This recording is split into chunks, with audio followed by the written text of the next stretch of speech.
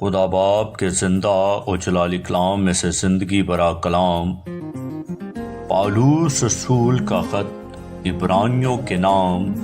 اس کا 10 باب 1 سے 39 آیت مبارکہ تک۔ کیونکہ شریعت جس میں آئندہ کی اچھی چیزوں کا عکس ہے اور ان چیزوں کی اصلی صورت نہیں، ان ایک ہی طرح کی قربانیوں سے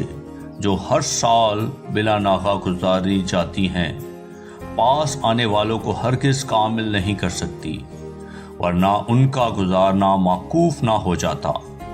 کیونکہ جب عبادت کرنے والے ایک بار پاک ہو جاتے تو پھر ان کا دل انہیں گناہگار نہ ٹھہراتا، بلکہ وہ قربانیاں سال بہ سال گناہوں کو یاد دلاتی ہیں، کیونکہ ممکن نہیں کہ بیلوں اور بکروں کا خون گناہوں کو دور کرے۔ اسی لیے وہ دنیا میں آتے وقت کہتا ہے کہ تو نے قربانی اور نذر کو پسند نہ کیا، بلکہ میرے لیے ایک بدن تیار کیا۔ پوری سوختنی قربانیوں اور گناہ کی قربانیوں سے تو خوش نہ ہوا۔ اس وقت میں نے کہا کہ دیکھ، میں آیا ہوں، کتاب کے ورقوں میں میری نسبت لکھا ہوا ہے، تاکہ اے خدا تیری مرضی پوری کروں۔ اوپر تو فرماتا ہے کہ نہ تو نے قربانیوں اور نذروں کو اور پوری سوختنی قربانیوں اور گناہ کی قربانیوں کو پسند کیا اور نہ ان سے خوش ہوا، حالانکہ وہ قربانیاں شریعت کے موافق گزاری جاتی ہیں۔ اور پھر یہ کہتا ہے کہ دیکھ، میں آیا ہوں تاکہ تیری مرضی پوری کروں۔ غرض وہ پہلے کو موقوف کرتا ہے تاکہ دوسرے کو قائم کرے۔ اسی مرضی کے سبب سے ہم یسوع مسیح کے جسم کے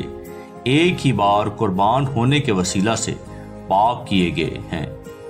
اور ہر ایک کائن تو کھڑا ہو کر ہر روز عبادت کرتا ہے اور ایک ہی طرح کی قربانیاں بار بار گزارتا ہے جو ہرگز گناہوں کو دور نہیں کر سکتی، لیکن یہ شخص ہمیشہ کے لیے گناہوں کے واسطے ایک ہی قربانی گزران کر خدا کی دائنی طرف جا بیٹھا،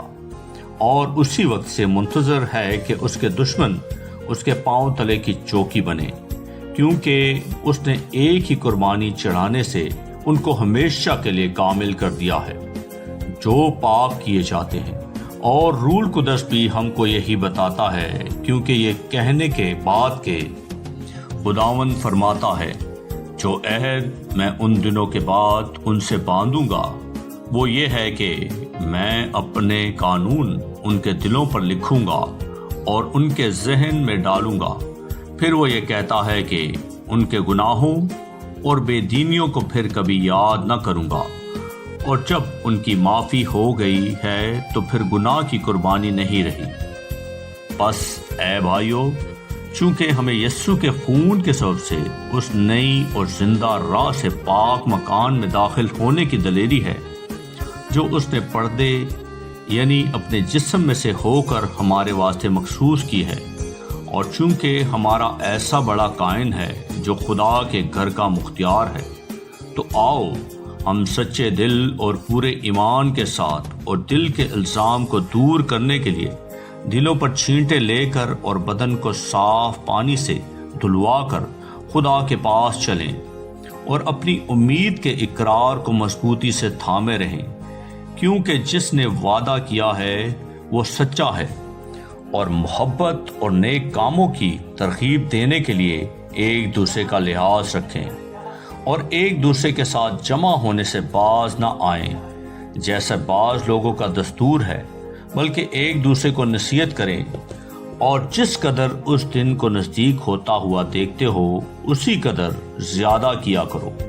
کیونکہ حق کی پہچان حاصل کرنے کے بعد اگر ہم جان بوجھ کر گناہ کریں تو گناہوں کی کوئی اور قربانی باقی نہیں رہی۔ ہاں، عدالت کا ایک ہولناک انتظار اور غضبناک آتش باقی ہے جو مخالفوں کو کھا لے گی۔ جب موسیٰ کی شریعت کا نہ ماننے والا 2 یا 3 شخصوں کی گواہی سے بغیر رحم کیے مارا جاتا ہے تو خیال کرو کہ وہ شخص کس قدر زیادہ سزا کے لائق ٹھہرے گا، جس نے خدا کے بیٹے کو پامال کیا اور عہد کے خون کو جس سے وہ پاک ہوا تھا ناپاک جانا اور فضل کی روح کو بے عزت کیا، کیونکہ اسے ہم جانتے ہیں جس نے فرمایا ہے کہ انتقام لینا میرا کام ہے، بدلہ میں ہی دوں گا۔ اور پھر یہ کہ خداوند اپنی امت کی عدالت کرے گا۔